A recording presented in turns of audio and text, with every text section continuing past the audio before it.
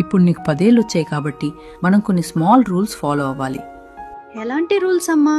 మొదటిది, నువ్వు ఏడవటం వల్ల అన్నీ సాల్వ్ కావు. ఏదైనా ప్రాబ్లం ఉంటే క్లియర్ది చెప్పాలి, ఏడ్చి సాధించకూడదు. That is called communication. రెండవది, నీ హోంవర్క్ నువ్వే చేసుకోవాలి, వేరే వాళ్ళ మీద డిపెండ్ అవ్వకూడదు. నీకేమైనా డౌట్స్ వస్తే హెల్ప్ అడగాలి. That is independence. మూడవది, బొమ్మలతో ఆడుకున్న తర్వాత వాటిని ఎక్కడ తీసావో అక్కడే పెట్టాలి. That is being organised. నాలుగవది, బ్యాడ్ వర్డ్స్ అస్సలు వాడకూడదు. That shows respect.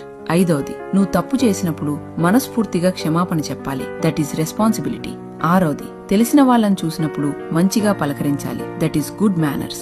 ఏడవది, ఇంటి పనుల్లో అమ్మా నాన్నలకు ఇష్టంగా హెల్ప్ చేయాలి. That is sharing. ఎనిమిదవది, నీకు ఏదైనా అర్థం కాకపోయినా లేదా డౌట్ వచ్చినా మౌనంగా ఉండకుండా వెంటనే అడిగి తెలుసుకోవాలి. That is honesty. తొమ్మిదవది, కారణం లేకుండా కోప్పడ్డం, చిరాకు పడ్డం చెయ్యకూడదు. నీ ఎమోషన్స్ ని కంట్రోల్లో ఉంచుకోవాలి.